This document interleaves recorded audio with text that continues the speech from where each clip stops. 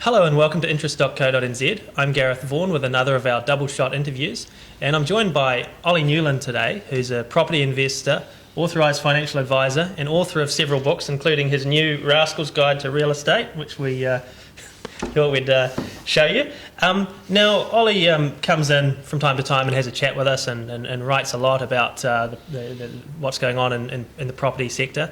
Now, Olly, when you were last in and you did an interview with Bernard, you were saying that you saw house prices doubling over the next few years or next 10 years. Interest rates would stay low, perhaps go even lower, and that people should borrow till it hurts to get onto the property ladder. Right. Now, since you made those comments, we've had a new Reserve Bank governor come in, Graham Wheeler, who seems more brash than Bollard. He seems to be very worried about inflation, even though it's pretty weak at the moment.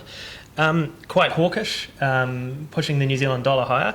Have your views changed at all based on what he's been saying and the outlook since you were last here? No, my views haven't changed at all. I think there's a lot of politicking going on there. The Reserve Bank, whatever they like to say, are not as separate from the government as you might think. I would imagine they have a cup of tea and have a little chat with the politicians. I think it's the politicians that will be driving any changes in the market. I think if the market is left alone, it will continue strengthening and eventually plateau off in the future. And I don't think the governor of the Reserve Bank, with all due respect, has much control over it. So you still have a view that house prices are going to double in the next few years and interest rates could go even lower from here? Well, the further back you look into history, the further forward you can look. And I've been around now over half a century, and they've been doubling every 10 years or so, and there's no reason why they shouldn't carry on doing it. The question you've got to ask is, how much does it cost to buy a second-hand house as compared to a new one? Now, a new house is still much dearer to buy than the one next door, so to speak, especially with the GST, which is 15%.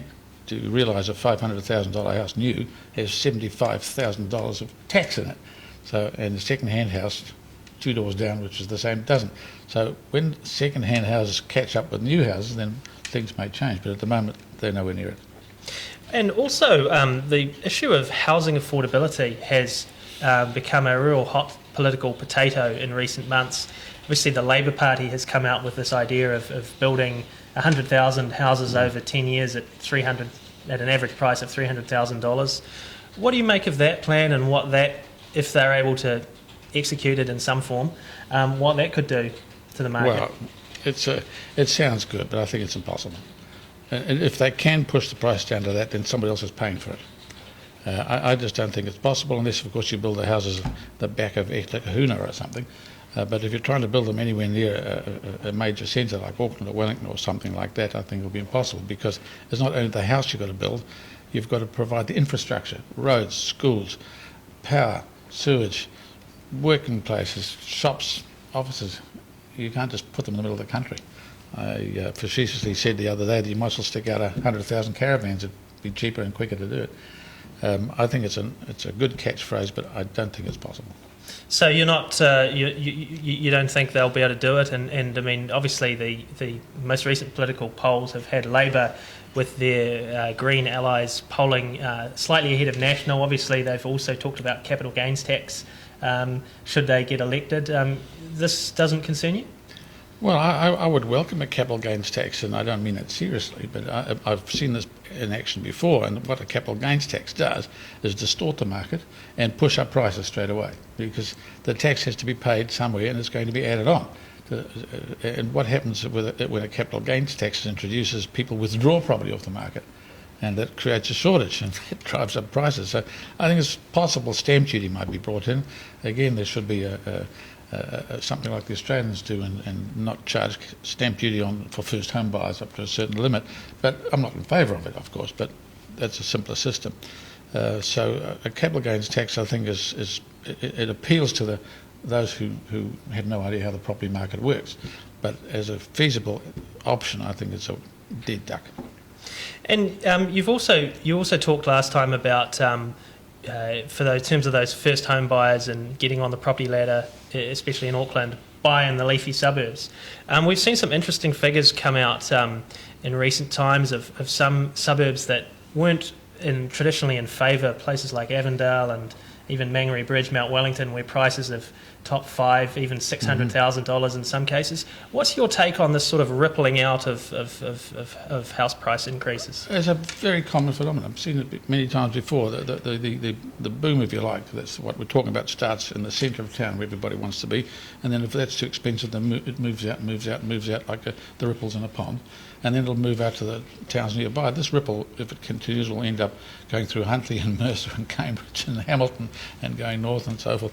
This is just the way the system works, and I believe that every person is entitled to have a roof over their head. If they want a wall and floors, that's going to be extra. But I think it's important that people get on the property ladder as soon as possible, even if it hurts, and if necessary, buy in a suburb just beyond the ripple at the moment.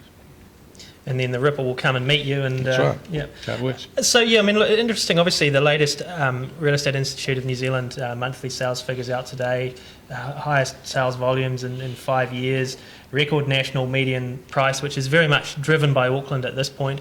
But you're really picking that this boom in Auckland will spread around the country in next year. I think it's just the sheer economics of it. Auckland is becoming too dear.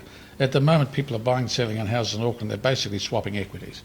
And so once you're on the ladder and you've got an equity in a property, if your equity increases by price rises, you can just swap your equity for another house and so forth. It's the first home buyer that has the problem.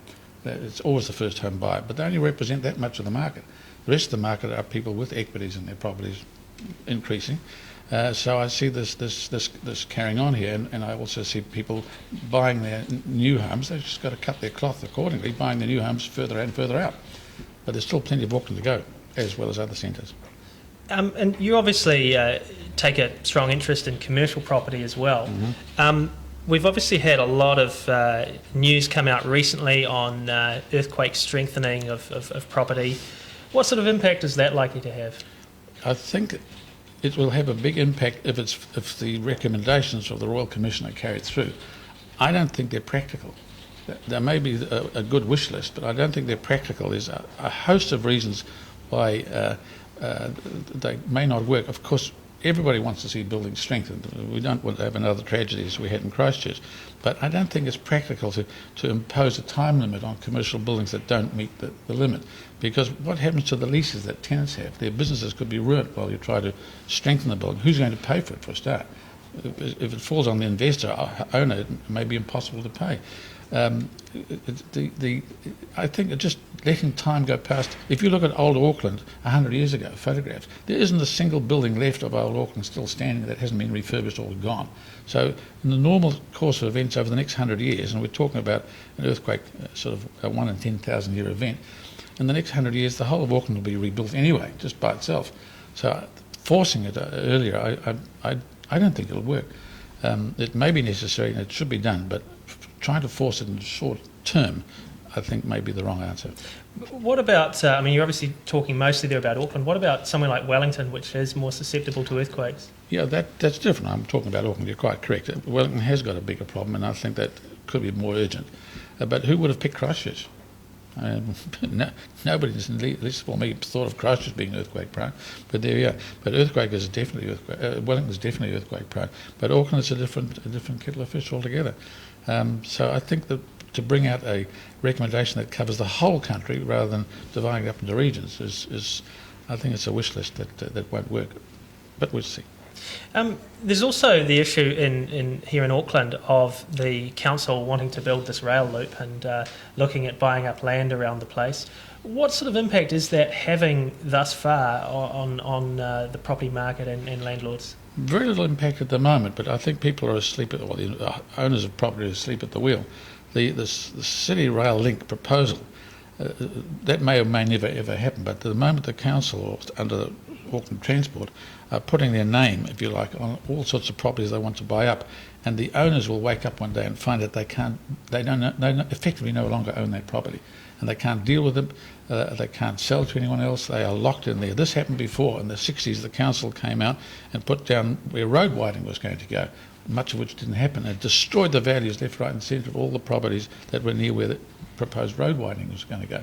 And this is happening again, and I think this is, unless they buy them up soon, it's not going to be right. And of course, it's supposed to be done by negotiation, but at the end of the day, they can take the properties under the Public Works Act, so negotiation isn't what it's cracked up to be.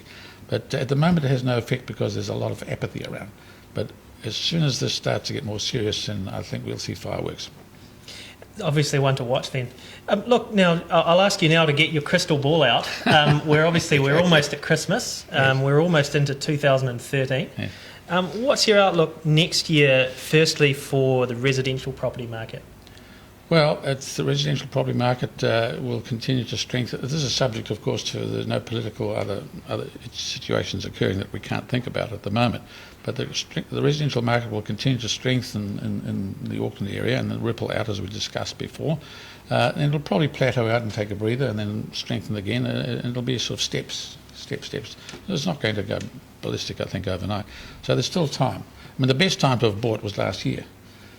The year before. So next year, people will be looking back at this year and saying it was cheaper then. So I think the prices will continue to rise. But of course, we've always got these politicians out there trying to interfere, so we don't know what's going to happen there. But there's going to be a point where the second-hand house price, if you like, or the second house price will exceed that of a new price, new building, and that may flatten the market out a little bit. But all things being equal and nothing else happening, the prices will steadily continue to rise and will, as I predict, double in the next few years for main centres, especially Auckland. And what about the commercial property market? Where do you see that going next year? That's interesting. The commercial property market doesn't get headlines. It quietly goes about its business, and what's happened is the commercial property market has effectively, for good property, has effectively doubled in value in the last few years because of low interest rates. And what is happening is the yields are dropping. And if you can follow that, when yields drop from about 10% to say 5%, that means people are paying twice as much to get the same income. And this will continue. I wouldn't be surprised if we see good quality commercial properties selling at 3% yields, which is common overseas. Good quality, mind you. So it doesn't make any headlines and it doesn't grab the news particularly. But good commercial property underline is going from strength to strength, but rents aren't necessarily rising. It's just a question of people paying more for the same rental return. And as a property investor, how closely do you watch international events? I mean, obviously in the US at the moment, they're all worried about this looming fiscal cliff, and people have been worried about China. Is China slowing down? Is it not? How much of an eye do you keep on all of that? Well, look, we've seen it over the last 4 years. All these doomsday preppers and what have you out there predicting the end of the world. It just seems that we muddle through somehow. And I think the media has something to do with it, of hyping these things up. Somehow we muddle through the thing, and unless an asteroid hits us or something, I think we'll muddle through and carry on as before.